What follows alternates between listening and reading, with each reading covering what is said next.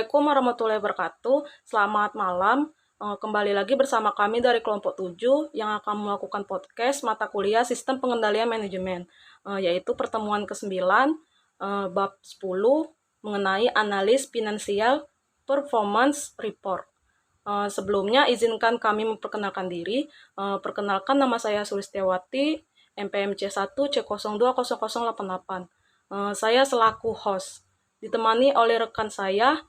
Baiklah, perkenalkan, saya Artika Ratulia dengan NPM C1C020076 sebagai moderator. Baik, sebelum kami melakukan sesi tanya jawab, izinkan saya menjelaskan materi singkat mengenai analis finansial performance report.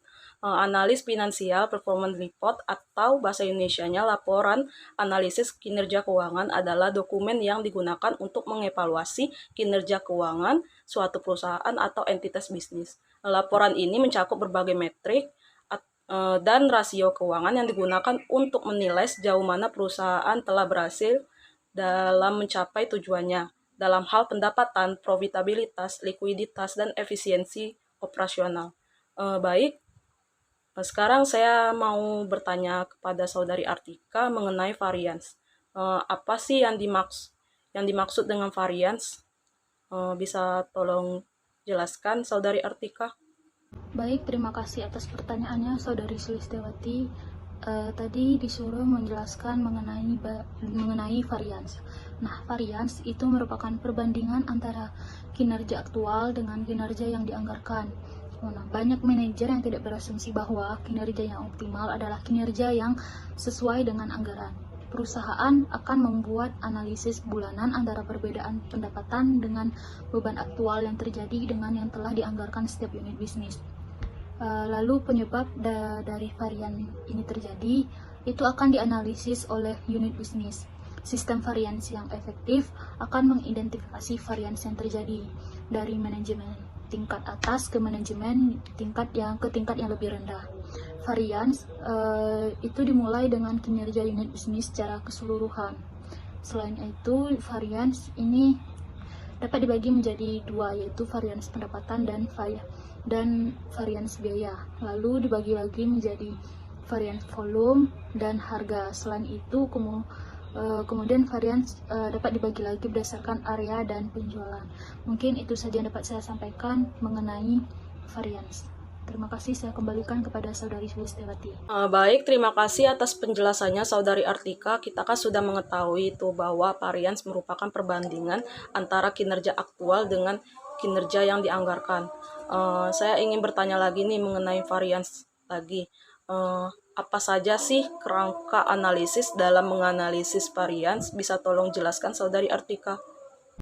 Baik, lanjut ke pertanyaan selanjutnya dari Saudari Sulistiawati tadi. Apa saja kerangka analisis dalam menganalisis varians? Nah, di dalam menganalisis varian ini terdapat 6 kerangka analisis. Yang pertama itu mengidentifikasi faktor-faktor penyebab kunci yang mempengaruhi laba. Lalu yang kedua ada merinci varians laba keseluruhan berdasarkan faktor-faktor penyebab kunci. Yang ketiga itu memfokuskan pada dampak laba dari varians dalam setiap faktor penyebab.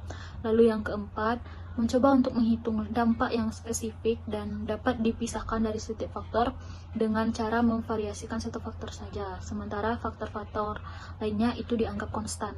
5. Menambahkan kompleksitas secara bertahap, lapis per lapis, mulai dari tingkat yang paling mendasar.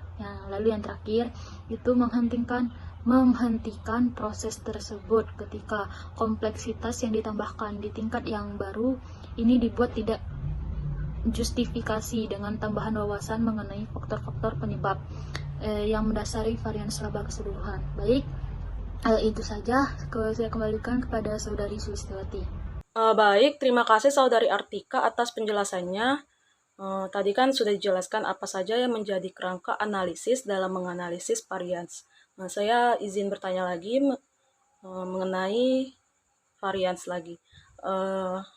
Di varians itu kan ada varians pendapatan. Bisa tolong jelaskan varians pendapatan, Saudari Artika?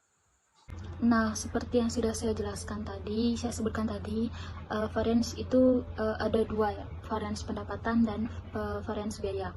Nah, Untuk varians pendapatan, di dalam varians pendapatan sendiri itu dapat lagi dibagi menjadi varians harga, varians volume, dan bauran penjualan. Nah, perhitungan varians pendapatan ini dibuat untuk tiap lini produk dan hasilnya ini akan dikombinasikan untuk menghitung total varians. Varians yang positif ini merupakan varians yang menguntungkan karena menunjukkan bahwa laba aktual melebihi laba yang telah dianggarkan, dan varians negatif adalah varians yang tidak menguntungkan. Mungkin itu saja yang dapat saya sampaikan mengenai varians pendapatan. Saya kembalikan kepada Saudari Sulistiawati. Terima kasih Saudari Artika atas penjelasannya. Tadi sudah dijelaskan bahwa di dalam varians pendapatan dibagi menjadi varians harga, volume, dan bauran penjualan. Saya mau bertanya lagi nih tentang varians harga, varians volume, dan varians bauran. Apa sih yang dimaksud dengan varians tersebut? Bisa tolong jelaskan Saudari Artika? Baik, Saudari Sulistiawati tadi meminta saya untuk menjelaskan mengenai varian yang saya sebutkan tadi ada varian harga, varian volume, dan varian baruan. Nah, untuk varian harga ini dihitung dengan mengalihkan selisih harga aktual dan harga standar dengan volume aktual. Lalu ada varian volume. Varian volume ini itu dapat dihitung dengan cara mengurangkan varians bauran dari gabungan antara varians bauran dan varians volume. Dengan perhitungannya yaitu hasil dari total volume penjualan aktual dikali dengan presentasi yang dianggarkan, ini dikurangi dengan hasil penjualan yang dianggarkan dikali dengan kontribusi per unit yang dianggarkan. Lalu selanjutnya itu ada varians bauran. Perhitungan varians bauran ini dilakukan sebagai berikut ini, di mana varians bauran ini persamaannya adalah hasil dari total volume penjualan aktual dikali proporsi yang dianggarkan, lalu dikurangi dengan volume penjualan aktual, ini dikali dengan kontribusi per unit yang dianggarkan. Lalu selanjutnya yang lainnya varian bauran lainnya atau varian bauran dan volume. Nah, seringkali varians bauran dan volume ini tidak dipisahkan, yang dimana persamaannya yaitu volume aktual, hasil dari volume aktual yang dikurangi volume yang dianggarkan, ini akan dikalikan dengan kontribusi per unit yang dianggarkan. Lalu yang terakhir itu ada penetrasi pasar dan volume industri. Tujuan dianalisisnya laba adalah untuk memisahkan antara varians bauran dan volume menjadi jumlah yang disebabkan karena perbedaan pangsa pasar. Lalu persamaan dari varians pangsa pasar ini adalah hasil dari penjualan aktual yang dikurangi volume industri, ini akan dikalikan dengan penetrasi pasar yang dianggarkan, lalu dikalikan lagi dengan kontribusi per unit yang dianggarkan. Nah, mungkin itu saja penjelasan saya mengenai beberapa jenis dari varian pendapatan tadi. Saya kembalikan kepada Saudari Sulistiawati. Baik, terima kasih Saudari Artika atas penjelasannya. Tadi kita sudah mengetahui tentang varians harga, varians volume, dan varians bauran. Saya mau bertanya lagi nih mengenai varians beban. Di dalam varians beban itu kan terdapat dua biaya tuh. Bisa tolong jelaskan dua biaya tersebut, Saudari Artika? Baiklah, masuk ke varians beban. Nah, di dalam varians beban ini terdapat dua biaya. Yang pertama itu biaya tetap dan yang kedua itu biaya variabel. Nah, di biaya tetap ini maksudnya varian ini didapat dari mengurangkan biaya tetap aktual dengan yang dianggarkan. Biaya tetap ini tidak dipengaruhi oleh penjualan ataupun volume produksi. Yang kedua itu ada biaya variabel yang dimana biaya produksi yang dianggarkan harus sesuai dengan volume produksi aktual. Maksudnya volume untuk menyesuaikan beban produksi. Variabel yang dianggarkan adalah volume produksi. Diasumsikan bahwa terdapat kedua volume produksi dan volume penjualan adalah sama. Apabila kedua volume ini berbeda, maka perbedaan biaya akan muncul dalam perubahan persediaan. Mungkin itu saja penjelasan saya mengenai dua biaya dalam varians beban. Saya kembalikan kepada Saudari Sulistiawati. Baik, terima kasih Saudari Artika atas penjelasannya. Kita sudah mengetahui bahwa yang menjadi dua biaya dalam varians beban itu, yang pertama itu biaya tetap dan yang kedua itu biaya variabel. Saya mau bertanya lagi nih sama Saudari Artika. Apa saja sih yang menjadi varians dalam praktiknya? Bisa tolong jelaskan Saudari Artika? Terima kasih pertanyaannya Saudari Sulistiawati. Pertanyaan tadi, apa saja varians dalam praktiknya? Nah, varians dalam praktiknya ini ada 6 ya. Ada 6. Yang pertama itu ada periode waktu dari perbandingan. Periode waktu ini digunakan perusahaan sebagai dasar perbandingan untuk masing-masing periode. Nah, perusahaan ini akan menggunakan jumlah yang dianggarkan dan jumlah aktual, lalu perusahaan akan membandingkan anggaran untuk 1 tahun dengan estimasi atas kinerja aktual pada periode tersebut. Jumlah aktual laporan yang disiapkan per periode tertentu ini terdiri dari angka aktual untuk beberapa bulan ditambah estimasi pendapatan dan biaya. Yang kedua itu fokus pada margin kotor. Beberapa perusahaan akan mengarahkan pada perubahan harga jual. Margin kotor yang dianggarkan ini akan diatur oleh manajer pemasaran. Biaya dan harga jual menjadi hal yang harus dipertimbangkan. Analisis varians dalam periode inflasi ini tidak akan memiliki varians harga jual, tetapi ada varians gross margin atau margin kotor, yang dimana margin kotor per unit adalah selisih antara harga. Yang ketiga itu ada standar evaluasi. Nah, di dalam sistem pengendalian manajemen, standar formal digunakan dalam evaluasi laporan atas aktivitas dan terdiri dari 3 jenis, yaitu yang pertama standar atau anggaran yang telah ditetapkan sebelumnya. Yang kedua itu standar historis dan yang ketiga standar eksternal. Yang keempat itu sistem biaya penuh.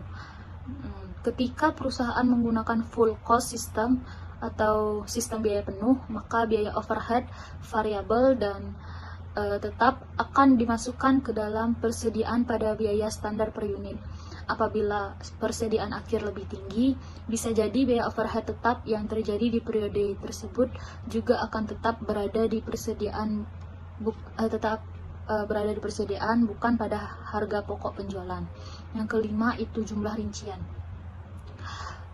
Varians pendapatan akan dianalisis dimulai dari analisis total, lalu berdasarkan volume, bauran, dan harga jual.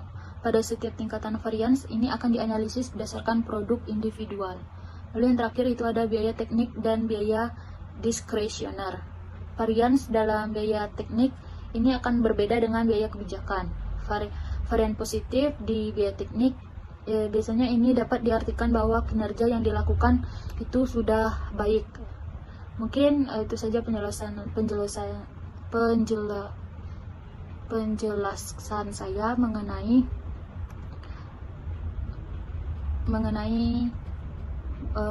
varians dalam praktiknya. Saya kembalikan kepada Saudari Sulistiawati. Baik, terima kasih Saudari Artika atas penjelasannya.